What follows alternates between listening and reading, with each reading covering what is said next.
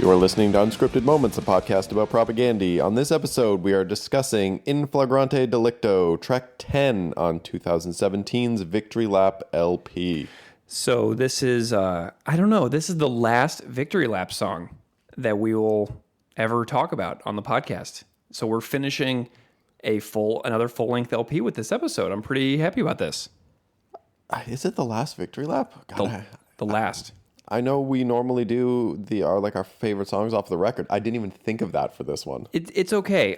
Do you have any off the top of your head that you felt like mentioning? No.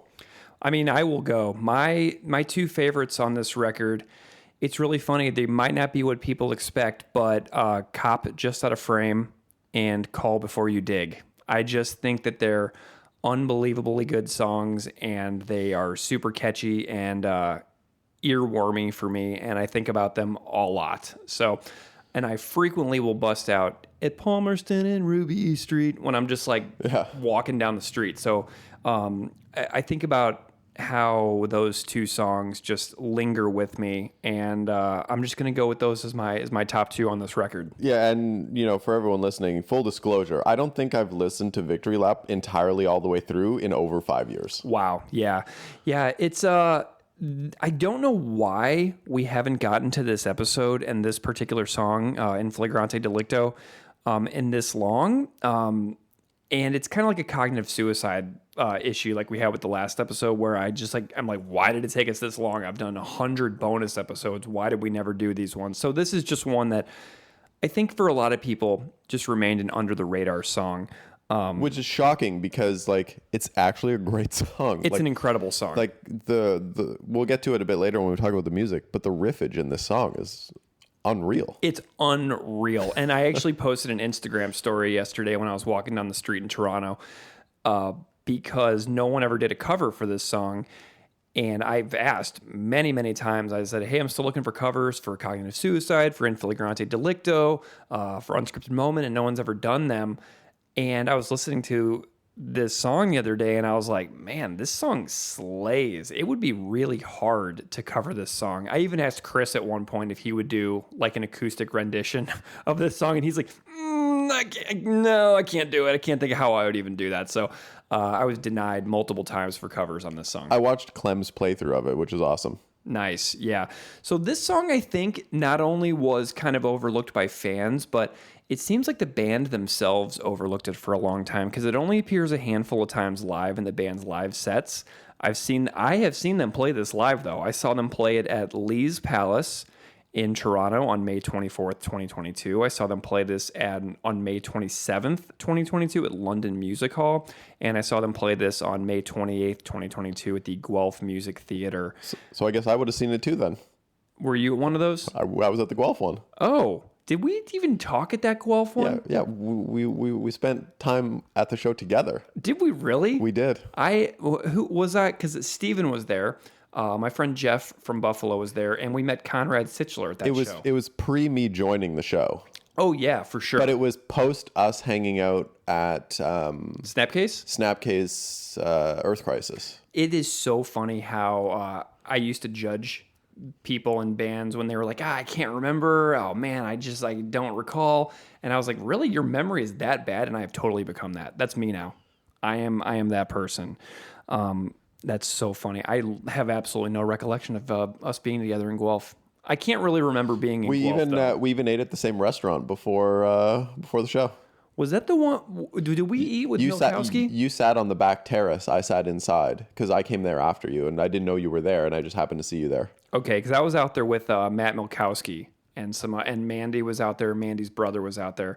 That's so weird, man. Because Mandy and her brother It was after that show that Mandy and her brother came here the next morning for breakfast with us. That's right. Okay, so you and I have been friends for longer than I was realizing, I think, at this point. Wow, time really is disgustingly fast sometimes. So you did see In Flagrante Delicto if you were at that show. It was still there on Canadian and American shows in the fall of 2022 as well, and they played it at a couple of those COVID tours in the West Coast when the band had to pack up shop in the middle of a tour, fly home, and then fly all the way back to LA for 2 shows a couple weeks later. But as far as I can tell of this recording in September of 2025, it was last performed on October 18th, 2022 at Terragram Ballroom in Los Angeles. So if you saw that stretch of shows in 2022, in May, and then in the fall of 2022, you've likely seen the only times the band has ever played this song. Hey, why not? Yeah. So anyway, before we get into the song, we can chat about whatever you like. Things are really busy around these parts right now. So what you got for me? Well, we're currently sitting in my living room. Yes, we're on the couch and on a chair watching Newcastle and Wolverhampton. Oh, Wolverhampton. Yes, Newcastle is currently up 1-0. Yeah, we're watching Fubo Sports. So we're doing a little bit of sports Saturday morning here in Hamilton. In person, I saw Propagandhi last night. You saw the Hamilton Ticats last night. The Hamilton Ticats beat up on the Winnipeg Blue Bombers last night. Yeah, so we've got a lot going on right now. You and I are going to a Bills game this week. We're going to Bills Miami this week, which will be great. Yeah. We're going to see Propagandhi again tonight. We got a book event this afternoon. Man, things are so crazy. Yes. Okay, so what should we talk about? How can we go through this or in an organized and systematic fashion so that we don't break the brains of the listeners? So let's start with your Thursday night. You saw Blink and Alkaline Trio on Thursday night. And Drug Church. And Drug Church. Yeah. I saw them at Darien Lake Amphitheater at Six Flags in I've been there. Yeah, it's halfway between Buffalo and Rochester, so it draws on both of those metro areas. And it's horrible. One of the worst places I've ever seen music because there's only one way in and one way out. So you sit in traffic the whole way in. And then if you don't leave 5 songs early, you're there for 2 hours after the show. My friend Jeff was there at Blink and he didn't leave early. And he said they were in traffic for an hour and a half leaving the parking lot. I saw Springsteen there in 2002. Yeah. I think it was. And man, it was wild. It was just the tailgate before in the parking lot. Yeah. It was just a bunch of like Buffalo moms going insane. That's awesome. It was crazy. Yeah, so I saw that. Blink is I've said on the show before that Blink-182 is the first band I ever saw. I ever had a ticket for their show. It was the first one I ever saw in February of 1998. And they played a couple of tracks that I would have seen them play back then. They played M&M's from Cheshire Cat. They played Josie from Dude Ranch. They play Carousel? No Carousel. What? No Carousel. But M&M's, I've seen them play Carousel fairly recently, I believe. So it was nice to see M&M's because I feel like I've seen Carousel a lot more recently than I've seen M&M's. When so last year Zoe and I saw No Pressure at Tie Down and No Pressure played Carousel, and I'm like, this is better than Blink playing Carousel. They're so much better. Yeah, they're really, really good. So that was an okay show. Alkaline Trio sounded fine. Drug Church sounded fine. But man, I really just do not like Darien Lake. And we were leaving there and I was like, you know what? If I never come here again, I feel like I'll be okay. Like I cannot imagine who I would be willing to go to Darien Lake to see at this point. Cause it's the worst venue in the Buffalo area by far. And I just, I think that we were holding out hope that they were going to play 1 or 2 songs from the Skiba era of Blink-182, because Patrina and I both like the 9 record.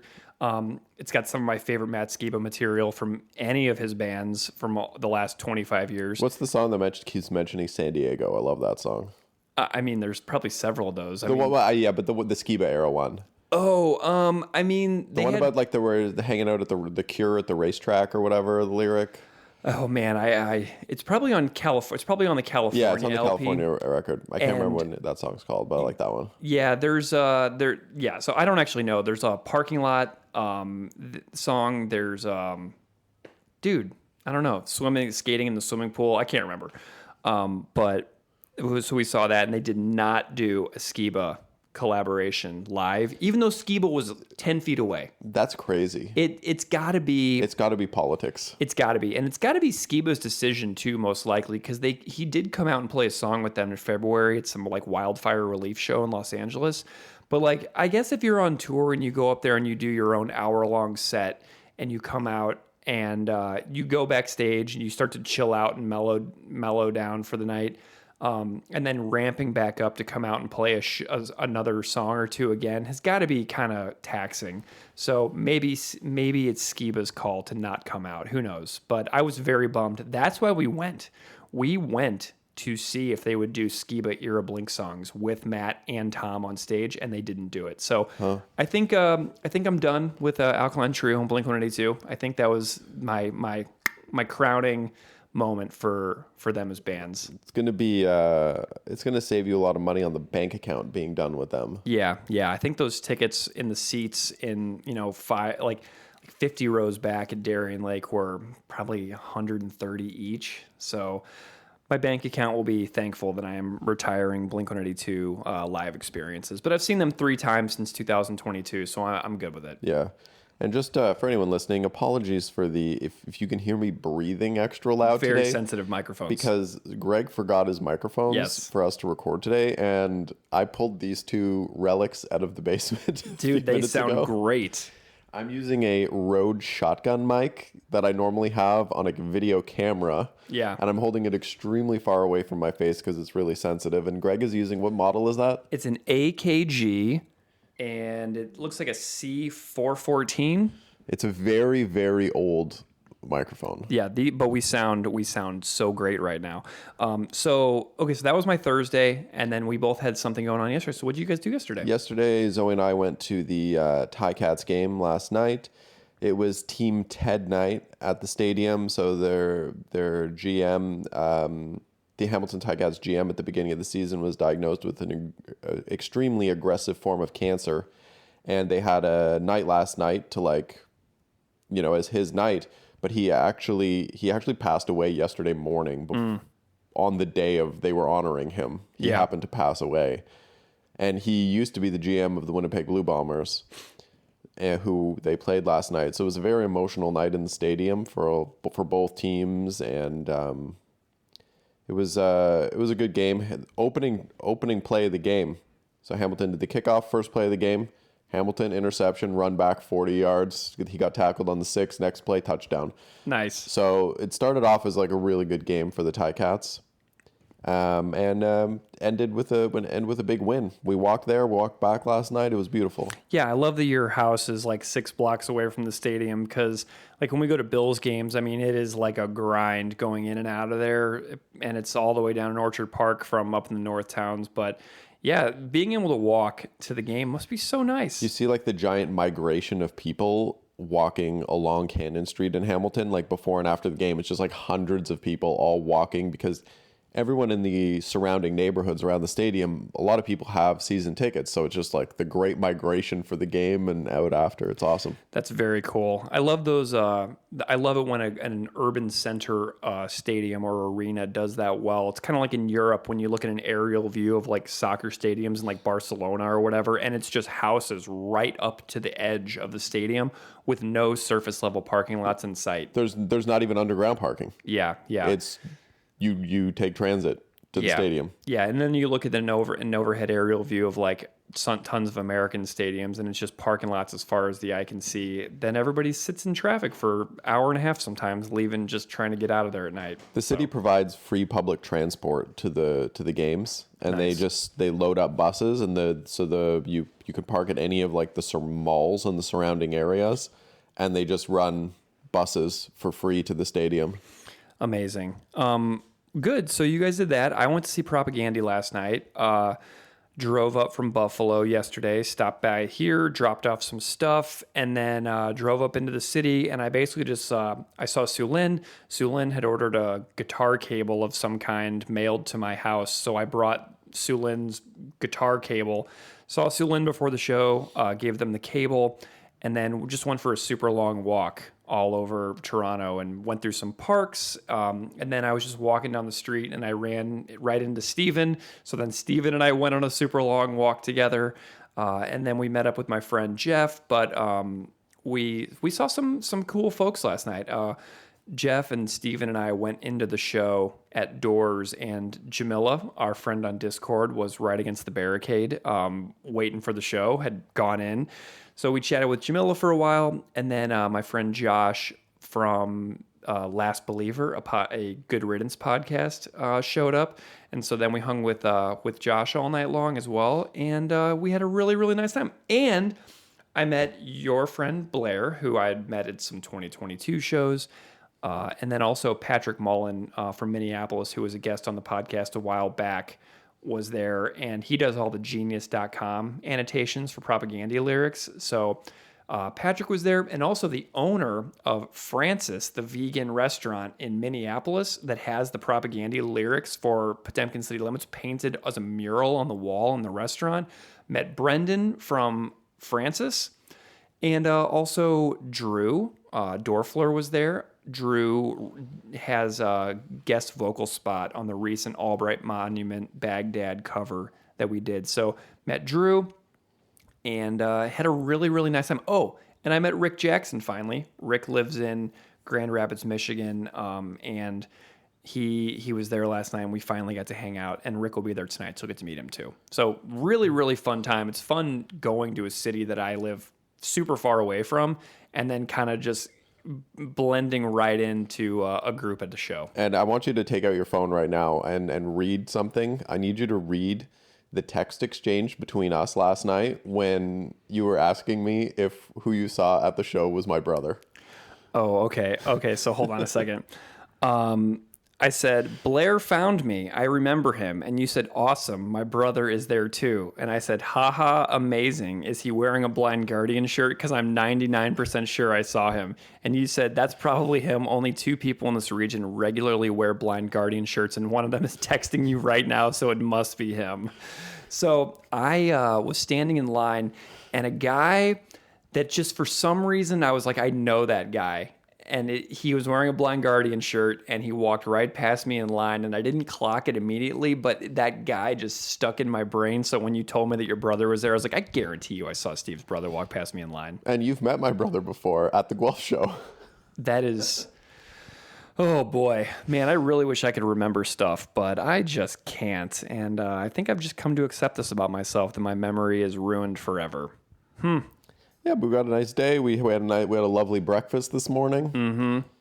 The Propagandhi set last night was really good. They sounded awesome. We got a bunch of new songs from the new record. And for some reason, like for me, a new album with them doesn't fully sink in until I see the songs performed live. Like I remember not liking Failed States, the album, until I saw them play a show in St. Louis on that tour, and then they opened up with Note to Self, and by the end of the song, I was like, Failed States is the best album I've ever heard. So last night, we saw a ton of songs. We saw Stargazing, Guiding Lights, At Peace, No Longer Young, Fire Season. Cat Guy. We saw Cat Guy, so that's 6 right there. And I'm trying to think if there was more, but we saw at least 6 new ones that I can remember off the top of my head. I'm going to go to my Apple Music here really quick and see if there was anything else from At Peace that we saw last night. And obviously this is all super... we saw Rented PA. We saw Prismatic Spray. So we saw 8 songs from the new record last night. And I am predicting that tonight we will see Vampires Are Real and Benito's earlier work. So I'm thinking that by the end of this weekend of shows, I will have seen like 10 songs from At Peace Live. Your prediction, how different will the set list be tonight than last night, do you think? I would say maybe 2 to 3 songs. That's it? Yeah. I don't think it's going to be super varied, but I do think we'll get a couple of different ones. My hopes for tonight... Mm-hmm. If I could just put my wishes into the universe. Of course. State Lottery. Oh, never. Not going to happen. I know it's your favorite song. It is not. I'm going to say. I want State Lottery. I want Refusing to Be a Man. I'm going to crush your dreams. I'm a dream crusher. I want Purina Hall of Fame. Oh, my Lord. You're asking a lot here. It's not going to happen. I wish these things for you. They just never play all of my favorite songs. Yeah. However, you really will enjoy. You're really going to like No Longer Young. Which I'm fine if they just play No Longer Young and then we just get to go home. Yeah. So tonight I'm going on my 3rd show in a row. I saw Blink and Alkaline Trio stood up the whole freaking time. I saw Propagandhi last night, stood up the whole time. Tonight I'm balcony. We're sitting. Straight balcony. Seats. Yeah, I will be on my bum because I am feeling every bit of my 41 3/4 years at this point. My back was sore all night. I was so physically miserable, but it was an awesome show and they sounded so good. And then I got to chat with Todd after the show. I got to talk with Chris a little bit after the show. And I met Damien from Fucked Up. That was super nice because Damien's been on the podcast before on the State Lottery episode. So last night was a good one. I'm happy. I'm glad it worked out and that you had fun. Yeah, they did play. Apparently, I'm a PC fascist. They played homophobe. Or they played only good fascist is a dead fascist. You get a LaPlante song? No LaPlante. But I mean, kind of because they did dead fascist. Yeah. So the only difference is they didn't go chicken fight. So, but it was a really, really nice time. They did they did Victory Lap. They did Night Letters. They did Without Love. So we got a good set. Maybe we'll get to stand up and be counted. Oh, that would be sick. Yeah, on George, they just wheel an electronic drum set out of stage left, and George moves from his real drum set to his electronic drum set from the attic that they recorded that song in like 1997. Oh my gosh, good time. So yeah, I had a good time. I'm excited for today. We have a book event at Emissions Records in Toronto, which I'm told is a very wonderful record store. Awesome record store. While we're there, we kind of came up with this idea this morning, but I'm going to record an episode from the record store today. Yeah. I'm going to turn Steve loose with this Zoom H4n recorder. So if you happen to go to that, Steve is likely going to accost you with a Rode shotgun mic and a recording device. So it'll be a good time. But I'm very excited to meet some people. I have 17 copies of the book. We have 11 copies of the double CD. I got some posters, got some buttons, got some stickers. So we're going to give out some free stuff. We're going to sell some stuff. And maybe I'll pay back the publisher someday. And hopefully 18 people don't show up. I'm a little nervous that there will either be no one or way too many. And I'm like, crap. Because getting these books over here is really stressful for me because we had to covertly sneak them across the border on a bike ride. We did, yeah. So everything that's here has been covertly brought over to Canada over the last month. So hopefully the Department of State or whatever is not listening. Hopefully the State Department's not listening to our podcast because, Well, yeah, hopefully, especially they're not listening because I need to cross the border on Thursday. Yeah. For the Dolphins and Bills. So we've got a good time. I'm excited to see Propagandhi with you and Zoe and Patrina tonight, and we'll have a good time. But then we get to see the Bills this week, so we get to see Joshua Patrick Allen, who you have no idea what shambles I was in after that Ravens Bills game, and I went back and I watched all of the replays and everything, and I was like, I cannot believe I turned this off 10 minutes before it got absolutely bananas. But I'm consumed with regret.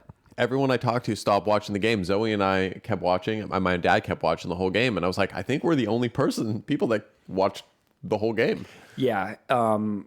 Yeah, well, and there's a really good Locked on Bills episode because the host of Locked on Bills, the podcast, lives in North Carolina, and he wound up being at the game in Orchard Park in Buffalo, and so his episode was really, really good because he was talking about the game experience of watching it go up and down the whole entire time. So that was a really good episode if you're looking for a recap about that. Yeah, I'll have to watch that this week. Okay, so should we chat a little bit about In Flagrante Delicto?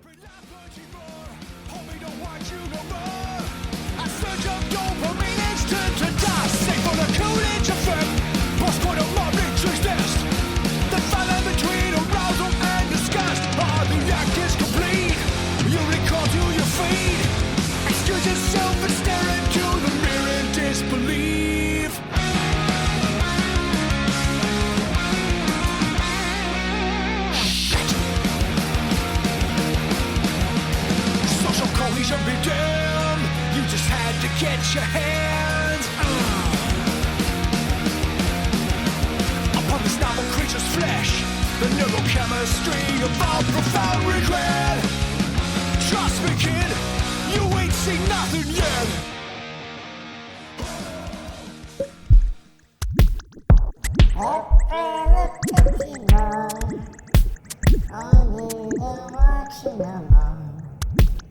That surge of dopamine has turned to dust, save for the coolage effect, post-mortem on the tryst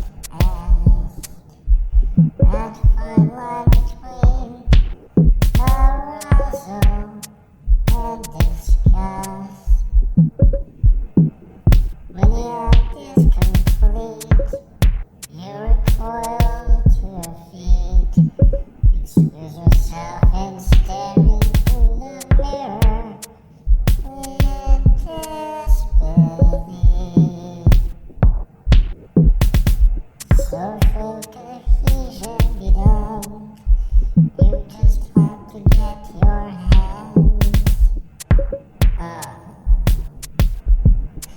upon this novel creature's flesh. The neurochemistry of all profound regret. Trust me, kid, you ain't seen nothing yet. When the act is complete, you recoil to your feet. Excuse yourself and stare into the mirror in disbelief. Oh, the ridiculous things in service of self-esteem, to be desired, some basic human need. The moralistic glee that we all take in the public airing of fellow hapless humans' sins. Oh, their rubber, your glue, your webcam stares back at you. The sprawling subdivisions of glass houses housed within. Don't be so hard on yourself. You're just like everybody else.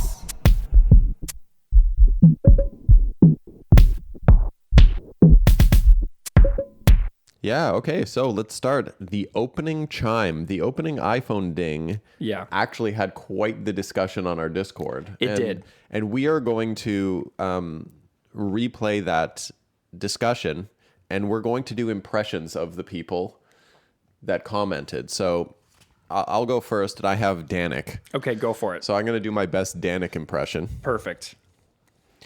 I think it's cruel to start a song with a computer tone or phone notification. Always gives me a jolt of, ah, shit, what now? So it's the last song to finally grow on me from Victory Lap. For years I didn't like it. But more in my recent re-listens, I'm starting to come around. Good for Propagandhi for writing songs that take years to make themselves known to you somehow. Uncanny. You like my Danik? Uncanny. I mean, obviously, that is exactly the vocal register that he talks in. Yeah, I thought so. Okay, so I guess I have Dr. Corey. Yeah. So this is what orthodontists speak like, I guess. Danik just reminded me about the text tone that opens the song. I have a vague memory of Chris saying somewhere that they paid Apple $50,000 to use that tone in the song. Pretty sure he was joking, was he? And to save you some research time, I just looked up that tritone in my phone, and it's called tritone. All right, that's what orthodontists talk like. And now I have Paul responding to that. Go for it. That's a misnomer. My name is Paul. A tritone is the interval between one note and the flat fifth. Think the first two notes of the Simpson theme or the bass line to Deep Cover by Dre and Snoop. Okay, I mean, that was definitely a Paul. That was very good, Paul. So Tyler, who is new to our Discord, as of pretty recently chimed in, and Tyler said, "Since that song has existed, I expect to hear the opening riffs every time I hear that iPhone notification sound." That's a Tyler, right? I nailed it. Yeah, that's a good Tyler. So next comment is from Jamie. I'm going to do this in my normal voice because it is a serious comment. A disturbing song. I don't know. Is it about sexual desire? Is it about how sexual desire can provide an impulse for maladaptive behavior, doing strange, perhaps aggressive sexual misconduct type of things, or other things that are just a bit kinky and hard to navigate, like webcamming? The song points out it's normal to have weird feelings about one's desires, and the line, "Don't be so hard on yourself, you're just like everybody else," seems to give both assurance to someone who may be worried they crossed a line, but perhaps is more of coming to terms with desire, but also conveys that sadly sexual misconduct is omnipresent. The line and accompanying music, "You just had to get your hands on this novel creature's flesh," is terrifying, made worse by my mishearing this as novel creature's neck. This aggressiveness of the song also reminds me of associations that have been made between violence and sex, which is so sad and strange, yet true on a global scale. I just came here for the line, "You ain't seen nothing yet," to see if it might be an oddly placed BTO reference, but probably not. So the thing is that Jamie is saying here to me is that the song is very disturbing and that there is a fine line between kink and sexual aggression, and how there is almost an inherent conflict that has to happen between those two things in order for things to be consensual and equal within sexual relationships. And it's a really, really hard thing to do, because I would imagine when people are growing up and they have sexual experiences, they do things in the moment that are just very regrettable, that I don't know, they do them, and then they cause pain, and then how you react to those things later on. It's a real challenge, and it's a really hard thing to talk about, because I cannot even imagine how many negative sexual experiences people have had with past partners in their lives where they just kind of like never talked about it, never processed it. Those relationships ended, and then they just live with that forever, where one person tries not to think about it, the other person tries not to think about it, and then they just never process what had actually happened. That's why, and we've talked about this before, but that's why everybody should go to therapy. Mm-hmm. Yeah, think about that. So I really do appreciate Jamie wrestling with this in real time. And so I really do like his comment, too, about the aggressiveness of the song, because the song is so heavy. And the music, I mean. And he says it reminds him of associations that have been made between violence and sex. So it's sad, strange, on a global scale. I really enjoyed this comment. So thank you, Jamie. And Jamila, who I actually met at the show last night for the first time. Jamila flew up to Toronto to attend the show. And Jamila says, "I interpret the song as being a highly critical song of rape culture. In flagrante delicto means a criminal act done during sex for all intents and purposes. And what criminal act is usually done during sex that's either rationalized or internalized? I feel like the song's also self-critical. While we hold moral compasses about larger assault cases like Bill Cosby, etc., there are many times we ourselves are conditioned to accept rape culture, whether conscious or not. I think the webcam line is metaphorical, particularly since the glass houses line follows it." Thank you, Jamila. Great comment. Yeah, really good. And all we did is, like I said, hey, does anybody have anything they want me to say on the show about In Flagrante Delicto? And this is what came out. So people have thoughts on this overlooked tune, which I really appreciate. And then next up we have Corey again. Yeah, do you want me to do Corey? You nailed the Corey impression. All right, so here's what orthodontists sound like when talking about Propagandhi songs In Flagrante Delicto. "I went to a very short distance down the rabbit hole on this whole text tone that opens in flagrante. Found an article that explains that it was originally developed in the 1990s by a musician for a product called Sound Jam MP. The musician, Kelly Jacklin, used a digital marimba and fed it into a software program to randomly generate sequences of 3 to 4 notes. He chose one titled 158-marimba.aiff. SoundJam MP was eventually acquired by Apple, and Apple decided to use 158 Marimba as the iPhone's text tone. Not sure who changed the name to Tritone, but according to Hodgert, that's a poor name. Anyways, this is the kind of minutia that a lesser podcast would ignore, but that's why I love Unscripted Moments. Oh, thank you so much. We wheel and deal in minutia here. My favorite part about that is that you did Corey impressions twice, and it was different both times. Of course it was. I can't recreate what I did the first time. That is a very high expectation for me to recreate the original orthodontist impression that I did like 7 minutes ago. Anyway, thanks to our Discord folks for such a lively discussion. We appreciate you all, and we appreciate you chiming in. So yeah, fantastic. Yeah, it's I'd say of all the ones we've posted asking for feedback on, that one had among the highest discussion. Yeah. Okay, so do you want to chat about the music here for a few minutes before we get into the lyrics? Yeah, let's just talk about how much this song rips. It rips. I love it. Okay, Straight ripper. So I have what may be a hot take here. Are you ready for it? Hit me. I think that when they do the iPhone ding, it should just immediately go into George's snare roll. The snare roll? Ding, or it's like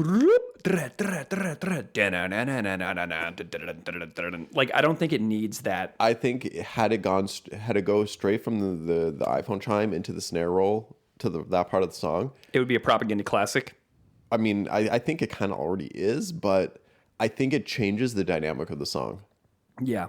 It gives it so much more of a we're just here to thrash vibe. I wish it started more urgently. Yeah. Because I don't think that first bit is needed. So the opening song, I feel like should just be George's snare roll where it's like ding and then immediately George, right? Like the first 18 seconds, if I think about the song, in my opinion, the first 18 seconds doesn't serve the song. It doesn't add anything to the song. It doesn't. And they never go back to it. So I'm like, if they just got rid of that, I almost feel like they should do a version of this song where they just do it from the snare roll as the opening. When they play it live, that's how they should do it. Really, for sure. Like, so, Tom Petty said this, don't bore us, get to the chorus, right? So this is one of those notions of they really could have gotten rid of the first 18 seconds and just really brought us in hard. So if you guys are, Propagandhi, if you're listening to this and you're looking for, Our opinion? some unsolicited producing advice. We're giving them advice. Yeah. So do you agree with me? I 100% agree with you. Isn't that funny?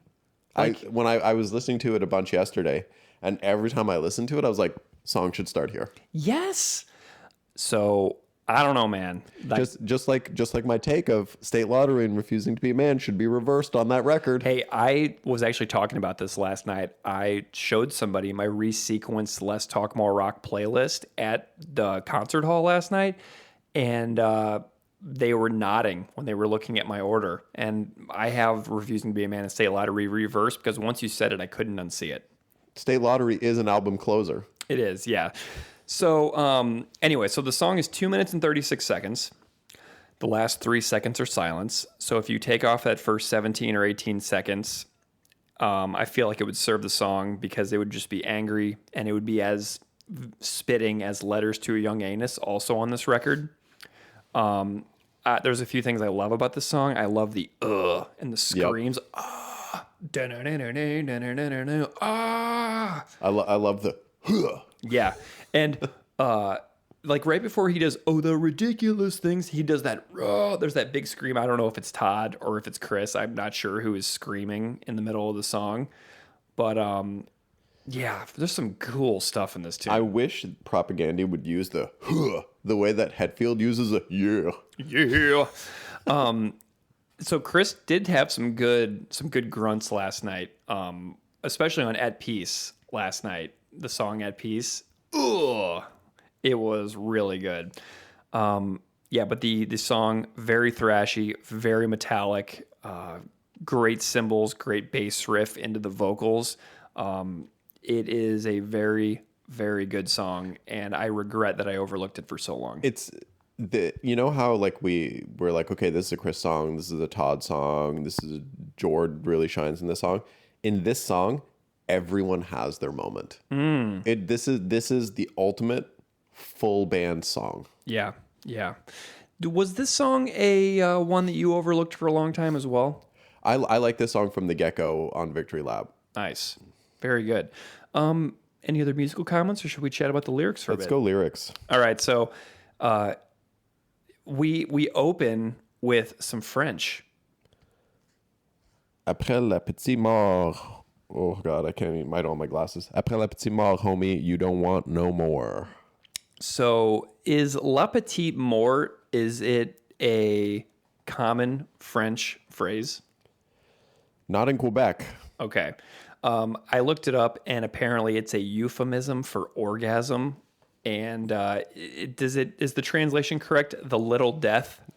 Yeah, that's, I mean, so little death is petit mort, but après means after.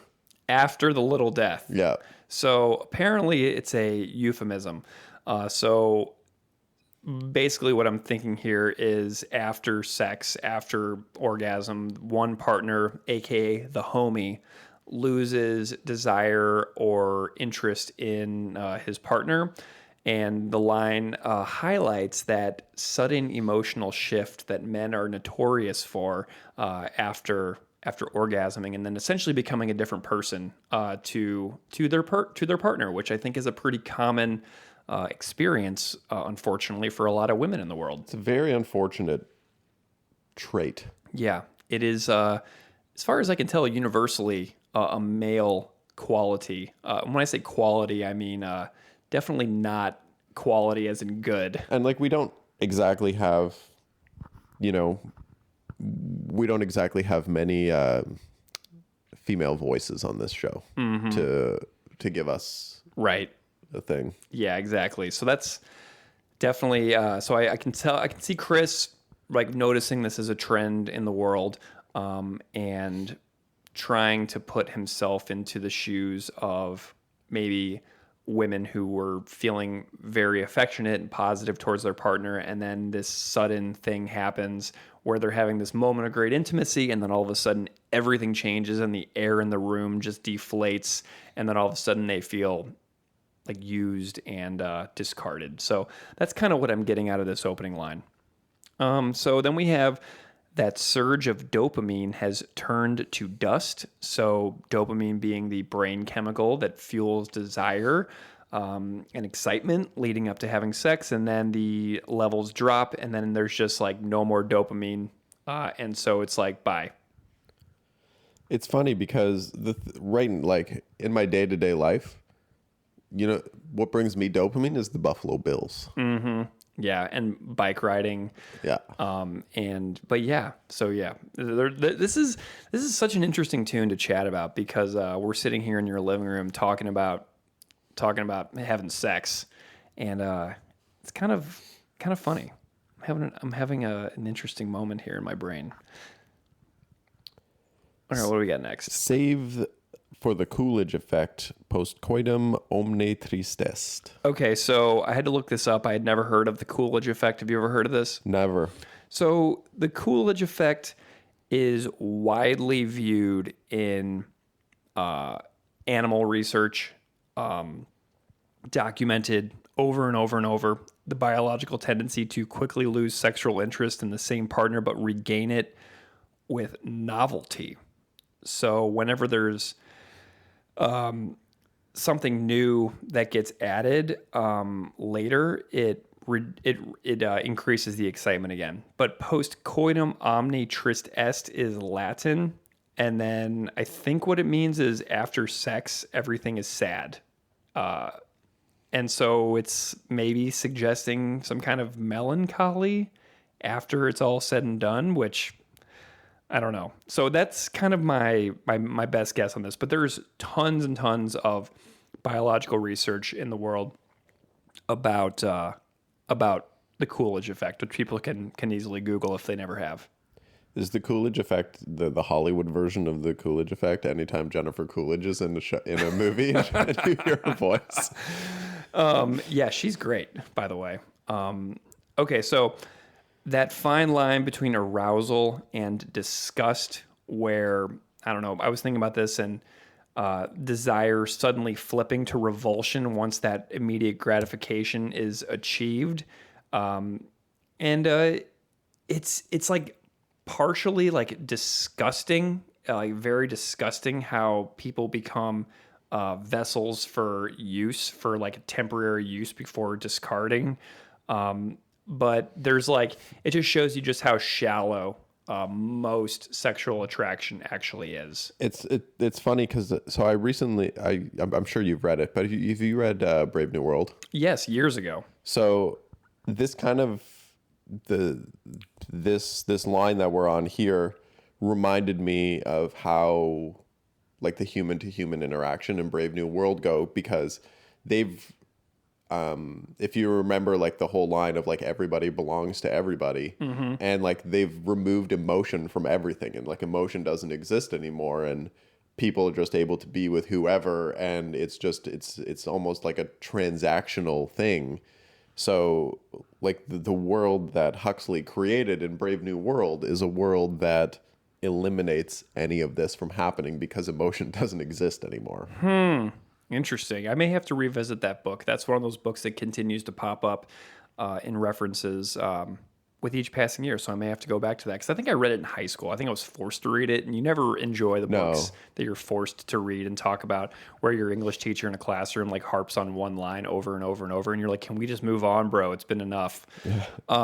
So yeah, the usury aspect of how, once that self-serving moment is over, how it's like, well, see you later. And then the other person's just there like left to, emotionally clean up their day and move on with their lives after this, after they were discarded in a really sudden manner, whenever it's like, oh man, I think this person really likes me. And then they get what they wanted all along. And then all the effort that they were expending to get this person to like them, to have sex, is immediately gone. And then they're like, okay, bye. And it's over. It's literally the subject of so many like coming of age television shows and movies. Yeah. This exact situation. Yeah, exactly. It's in so many 80s movies, right? I'm thinking of, I think in Fast Times at Ridgemont High was one of the big moments that I ever saw this in a movie, where one guy, they had this like really spontaneous sexual interaction, and then the guy just flees the second it's over. And I'm sure a lot of people can picture that exact scene from that movie if they've seen it. And yeah, I'm just seeing this as what this song is saying. That moment in Fast Times at Ridgemont High. And I wish I could remember that character's name. I may have to Google it before this episode is over. It was Mike Damone. But where are we at here? Well, I think we're at, when the act is complete, you recoil to your feet, excuse yourself, and stare into the mirror in disbelief. Oh, man. So, like, imagine after being, like, thinking somebody likes you. So imagine you're a woman and a guy likes you, and then you have sex, and then they do that flee thing, right? And then you're just, like, in your room. What just happened? And then you go into the bathroom, and you're just, like, staring at yourself in the mirror after being completely used, and then abandoned very suddenly. The emotional weight of what happens, I imagine, would begin to sink in pretty quickly. And then you're staring at yourself in the mirror wondering, am I valuable, right? Does that make sense? Yeah, it's awful. So let's see. Then we've got social cohesion be damned. You just had to get your hands on this novel creature's flesh. What does this line mean for you? I mean, I just want to highlight the way that he says novel creature's flesh. Mm-hmm. It really dehumanizes the entire experience. A novelty, right? Yeah, it's a novelty, and I'm whenever I hear and see a line like that, it brings me back to that horrific book I read called Tender as the Flesh. Oh yeah. And it just makes me a bit queasy to my stomach to hear people kind of referred to in that way after reading that book. Mm-hmm. Yeah. So like the novel creature is like newness, right? Someone that you haven't had sex with yet. So the tendency would be to like put in a lot of effort in order to have this one-time novel experience. And then as soon as that novelty has been satisfied and worn off, then you have that fleeing characteristic, right? There's no love behind it. There's no greater meaning behind it. It's just like purely a novelty then for the sake of like, blowing them off and ditching and going to get fast food at the drive-thru. Ugh. Then we got the neurochemistry of all profound regret. So the regret would probably be the person that believed in the other person's promises and words, right? So there's like something involved in brain chemicals, prolactin crashes, dopamine crashes that are tied with like leading to a regretful experience. I'm just kind of like going off of what I was able to find. And in no way are either of us any form of experts on brain chemicals. Of course not. Oh my God. Like that is just a world that I don't understand anything about. Yeah. I was like looking this up and I saw the word prolactin, and it's the first time I've ever heard that word in my entire life, but apparently it's involved in brain chemistry. So I'm just like, I just want you guys to remember when you're listening to this that we're idiots in a living room in Hamilton with soccer on the TV. And like Greg is still wearing his pajamas. I'm in my pajamas, right? And this is a really, really heavy song, and it's We're trying to keep it as light as possible given the topic of the song, and it's not, is it inappropriate? Maybe, but it's not easy for us to get through this. It's not. And you have to remember that I've also been doing this podcast nonstop for 5 years, and we've had so many heavy conversations on this podcast, and I think that's why I'm actually realizing that I've avoided talking about this song for a really long time, and that this is actually probably the best way for us to talk about it because we're having a nice casual Saturday morning, and it's making talking about this extremely unpleasant topic a little easier to get through. But yeah, like we're not mocking it. We're just trying to get through it. We really are. Okay, because we're about to finish Victory Lap. Trust me, kid, you ain't seen nothing yet. Yeah, the worst is yet to come, right? You think this experience was bad, just wait until you see what the men of the world have for you next. Yeah. Right? Ugh.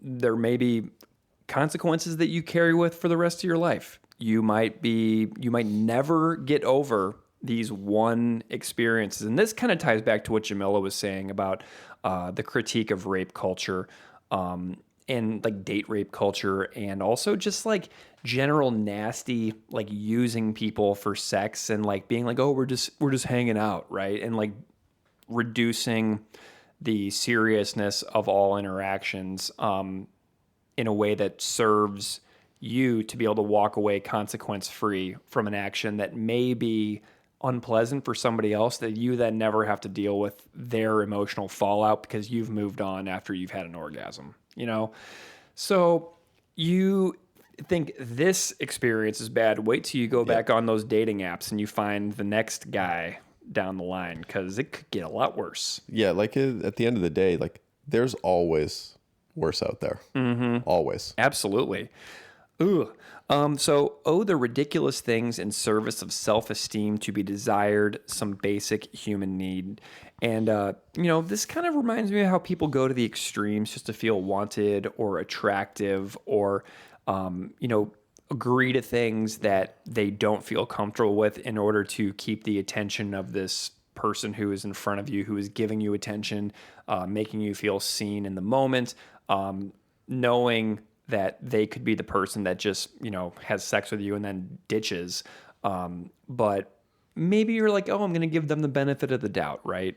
So yeah, and this, your comment of people going extremes to feel wanted or attractive, that kind of ties in with the new trend kind of going on through toxic male culture of the looks maxing. Have you heard of that? No.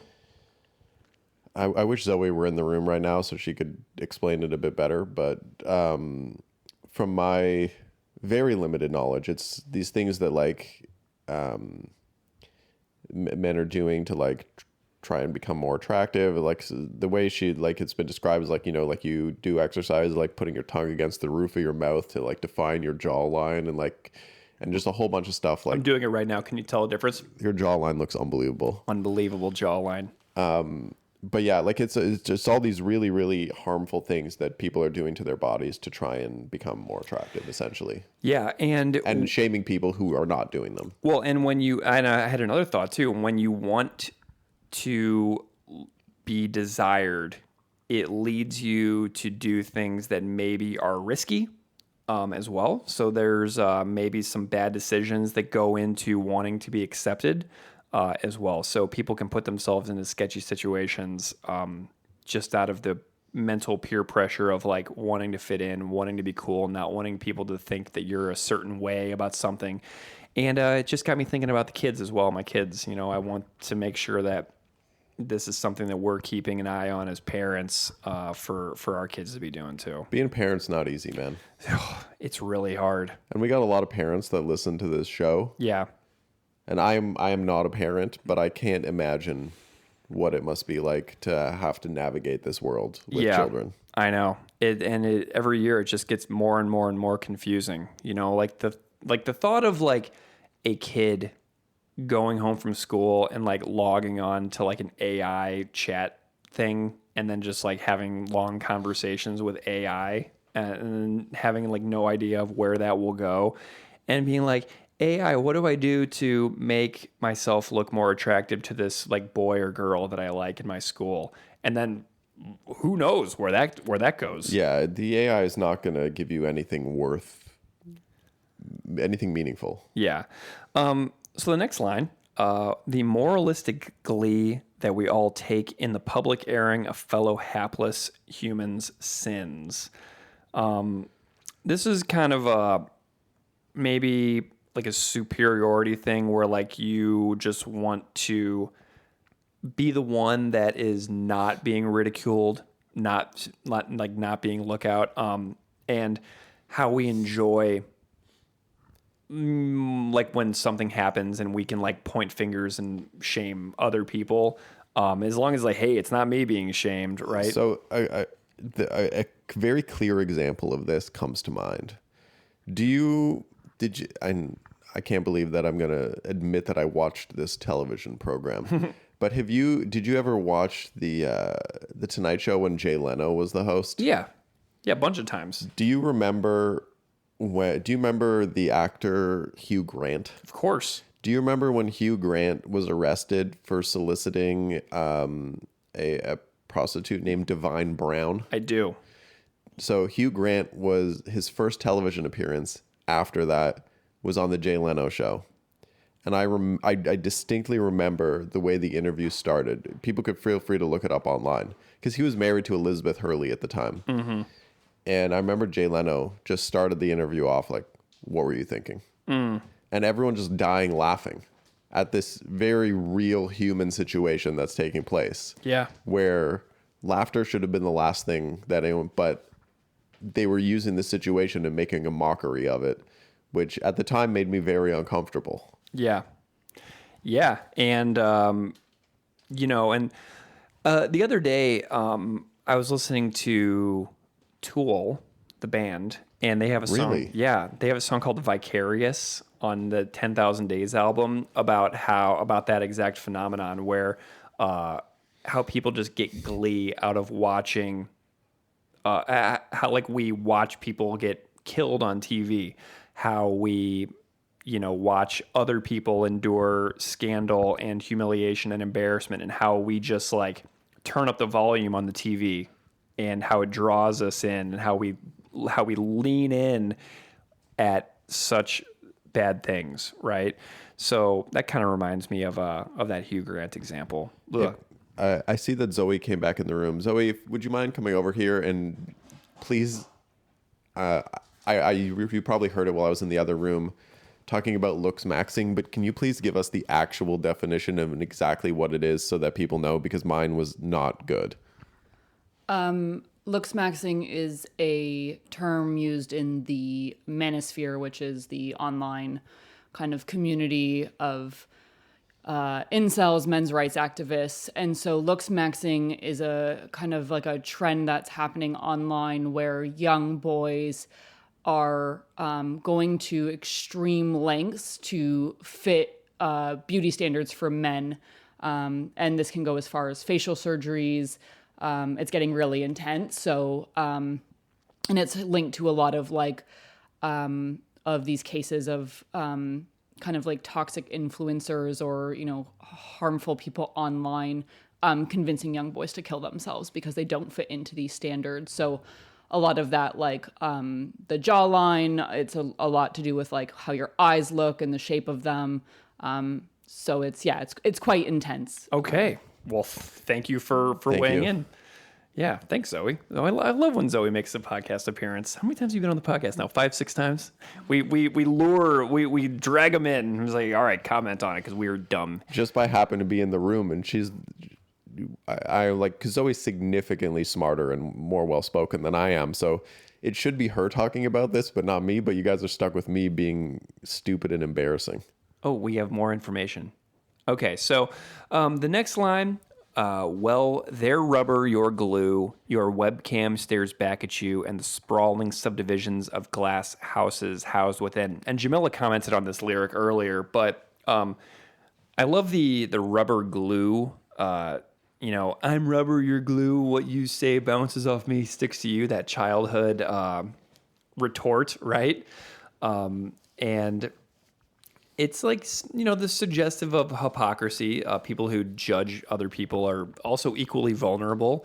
It's very, very possible that you could be delighting in someone's humiliation out in the world, but then you go home and you're turning on your own webcam and like sitting there lonely with no one around you. So you could be out in the world being one of the most vocal delighters of public humiliation, then going back and like being your own like solo like self, just sitting there completely lonely by yourself too. Like, the anonymity of the internet has really helped people and facilitated the mocking of others for everything that we're talking about. Like, it's only getting worse. Yeah. I every day I think about how, like my entire career and job and stuff is on the internet, and I just wonder how much longer I can continue doing that kind of work, where I'm just like on the computer and on the internet all the time, watching all these things, consuming all this, having it stick to me year after year after year, and wishing I could just get out of all of it. It's very strange. But the glass houses is interesting because, I don't know, like, imagine if everybody out on the street, imagine if you just had all your windows open all the time and you like had no interest in privacy whatsoever, and everybody could just like look at you all the time. So like what you do on the internet is like discoverable, Yeah. So like we say that we want privacy and things like that with our blinds drawn and our shades down on our houses, but then you do stuff on the internet that's like discoverable. Yeah, I'm like, Zoe, shut the blinds. I'm putting on Primus and dancing. Yeah. That's basically what it comes down to. Yeah, so we like say that we want privacy and things like that, but then we like our internet activities are glass houses as well. Yeah, that's maybe something that the average person isn't really understanding, is that literally anything you do on a computer, assume it's public access. Yeah. But don't be so hard on yourself. You're just like everybody else. So there's the closing reassurance that shame and regret are universal, and it's about as certain as dying and being taxed by the government. And I think it's, you're just like everybody else. I think it's the appropriate way to end the song, because it's a very difficult topic but reminding everyone that like at the end of the day, like we're all the same. Yeah.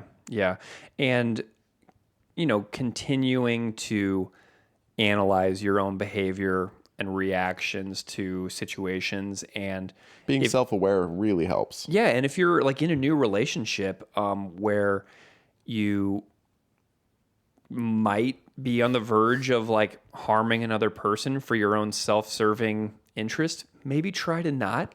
Maybe be like, you know what? Maybe we're not compatible. Maybe we're not meant to be together. Maybe before I harm you by having sex with you one time and then abandoning you in your apartment while I go out and get Jack in the Box afterwards, maybe just go out and get Jack in the Box instead. You know what I mean? Empathy goes a long way. Yeah. But it's weird how you just straight up went with Jack in the Box. Well, it's what I grew up with. Like Jack in the Box is like this fast food restaurant. I thought it was like Taco Bell, like it's just the go-to. Yeah. It is interesting that I didn't say Taco Bell because I love Taco Bell.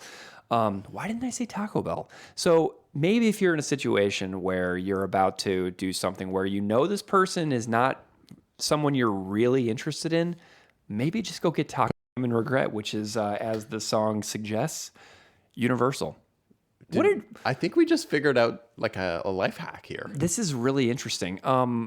This is what happens when you do Saturday in-person episodes in the living room with Zoe's Plant Shelf, which is a notorious podcast plant shelf at this point, by the way. It's gotten much bigger since the last time you were here. Like the vines are kind of all over the ceiling. They're going everywhere. A lot of people wrote in Zoe's Plant Shelf for the year-end episode last year, which was pretty funny. I was like, if you've made it all the way, send me an email, Zoe's Plant Shelf. So I went online and I found some online comments on the YouTube for this. I didn't write the people's usernames because that's a lot of work. Yeah, whatever. First comment, in my opinion, it's the best song on this album. There's all hardcore, metal, punk, lyrics, moral, ethics. Yeah, it's the full package. Like I said, if I feel like if it didn't have that 17-second intro that was slow, a lot more people would have talked about this song a lot more heavily when this album came out. Next comment, Catholic Guilt the Song. That's, Catholic Guilt the Song. Okay, interesting, because the song doesn't explicitly tie in religion in the lyrics, but that's somebody brought them their own life experiences to the lyrics and brought in their that comment. So that's pretty cool. The way that all of our backstories inspire the way that we see these songs, right? Exactly. Next one is Whole Effing Thing Gave Me Chills. Yeah.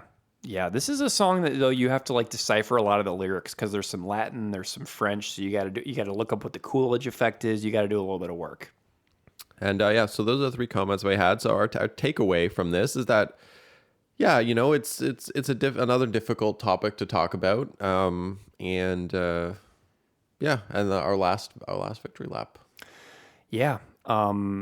What an interesting morning. And I'm going to go ahead and say this is probably musically my favorite song on Victory Lap. That's awesome. I think this song just is an absolute ripper. Yeah, and that little lead riff too. Yeah. Like there's some really interesting stuff here. I really enjoy this one. I came to realize after we started doing the podcast how little real work I had given Victory Lap for the first like 2.5 years that it was out.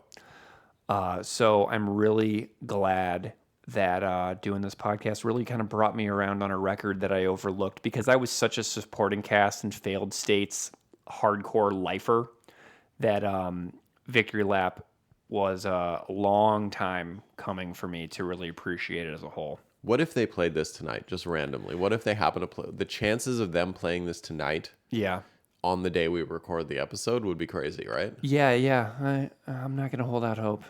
And then you could like whip out your phone, get like a little clip of it and put a clip of them playing it the day we recorded the episode. That would be unbelievable. It's never going to happen. Yeah. But it would be unbelievable if it did. Yeah. Well, I mean, what's really funny is like anything that you would imagine this band doing that you hope they're going to do, they will not do. Yeah. Like, that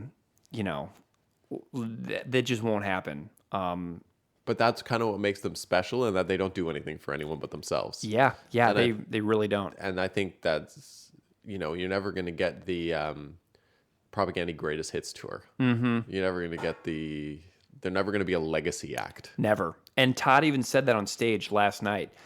He goes, why would you want to play the same old stuff that you've always played 100,000 times over and over year after year? Exactly. That's why you should play State Lottery because you don't play it. Ever. Like ever. It's been, I bet it's probably been more than 10 years since they played it, There's recordings on YouTube out there of them doing it, but it is. Well, and I actually commented recently on Chris's Patreon about this. I was like, honest, good faith question. Why don't you guys play Preteen McCarthyist or Resisting Tyrannical Government, both of which are absolutely perfect songs? in favor of something like Nation States or PC Fascist or Dead Fascist, which you play over and over and over on every tour. And his comment was like, yeah, we just kind of, over the years, just moved on, from those. And I mean, I got to tell you, though, the last night, the 3 Less Talk More Rock songs they played, the reactions were bananas. I'm sure. So you're going to see some good crowd action tonight when they bust those songs out. But Steve, what a delight. Thanks for hanging out with we me. didn't give it a rating. Ah, man. It's hard to rate. I'm giving this one a 4.25. Nice. I'm going to go with a 4. We know what's crazy, too, is if you get rid of the first 17 seconds of the song, it might be like a 4.9.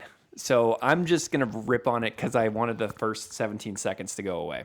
I mean, I don't disagree with you. I think that's the right call, but what do we know? Here we are. And we're not producers. And the record is 8 years and 1 month old. Yeah. So, we're thanks. just 2 bozos. Thanks for listening to us try to get our way through this. It was hard stuff. Go Bills.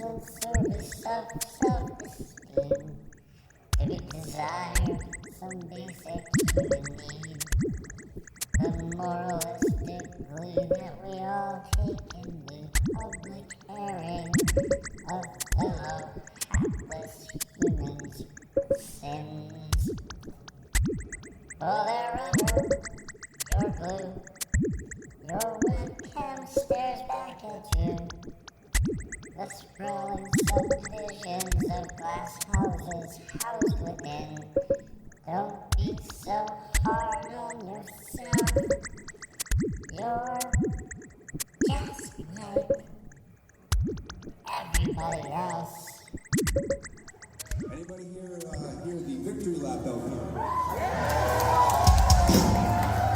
I'm sure we've done the banner gag here, so we won't bother with that. This is a song from that record called In Flagrante Delicto. Oh, wait.